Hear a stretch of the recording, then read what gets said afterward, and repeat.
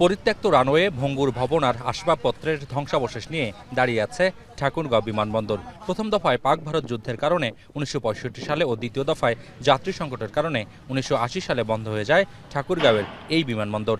এরপর আর কখনোই আলো জ্বলেনি উপমহাদেশের একসময়কার অন্যতম ব্যস্ততম এই বিমানবন্দরে।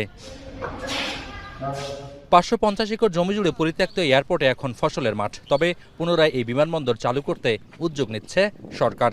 সম্ভাব্যতা যাচাই তাই বেসামরিক বিমান পরিবহন মন্ত্রী, প্রতিমন্ত্রী ও স্থানীয় সরকার মন্ত্রীর যৌথ পরিদর্শন শেষে ১ বছরের মধ্যে বিমানবন্দর চালুর প্রক্রিয়া শুরুর আশ্বাস দেন বেসামরিক বিমান পরিবহন মন্ত্রী।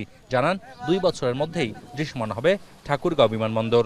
সবকিছুর একটা কার্যের পরিধি আছে, সেই পরিধিটা লম্বা সময়টাকে আমরা যত কম সময়ের মধ্যে এনে আপনাদের এই এয়ারপোর্ট চালু করার জন্য যা করার দরকার আমরা রাত দিন পরিশ্রম করে সেই কাজটা করব। একই অনুষ্ঠানে জুলাই সনদ নিয়ে মিথ্যাচারের অভিযোগ তুলে বিরোধী দলের কঠোর সমালোচনা করেন বিএনপি মহাসচিব ও স্থানীয় সরকার মন্ত্রী মির্জা ফখরুল ইসলাম আলমগীর। বলেন, কিছু দল আছে যারা মিথ্যা বলে অপপ্রচার করে বিএনপির বিরুদ্ধে মানুষকে ভুল বোঝাচ্ছে।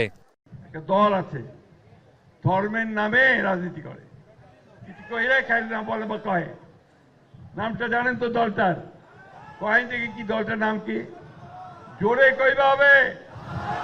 হ্যাঁ, খুব সুন্দর সুন্দর কথা বলবে, মিঠা মিঠা কথা, আর ধর্মের কথা বলবে আর মিথ্যা কথা বলবে। বক্তব্যে ঠাকুরগাঁওয়ে ব্যবসায়ীদের বাণিজ্য বিনিয়োগ বাড়ানোর আহ্বান জানিয়ে মির্জা ফখরুল বলেন, ১৯৭১ সালে জামায়াত স্বাধীনতার বিরুদ্ধে অবস্থান নিয়েছিল, তাই জামায়াতকে মানুষ কখনোই এদেশের ক্ষমতায় বসাবে না। মানুষ ভোট দিছে কেন? কাটা করেন না কেন ভাই? হ্যালো, আসলে জামাত আসবে? জামাত ভবিষ্যতে আসবে মনে করেন? আমি ভাই পরিষ্কার করে বলতেছি, এই দেশের মানুষ জামাতকে ক্ষমতায় আনবে না। বেসামরিক বিমান চলাচল কর্তৃপক্ষের সম্ভাব্যতা যাচাই কমিটির সুপারিশে বলা হয়, বিমানবন্দরটি পূর্ণাঙ্গভাবে চালু করতে প্রাথমিক হিসেবে প্রায় ৯,৮৭১ কোটি টাকা ব্যয় হতে পারে। প্রকল্প বাস্তবায়নে কমপক্ষে ৪ বছর সময় লাগবে বলেও উল্লেখ করা হয় বেবিচকের সেই প্রতিবেদনে। বাংলাদেশের আমূল পরিবর্তনের কাজ শুরু করে দিয়েছে। মোকাররম হোসাইন, এখন ঠাকুরগাঁও।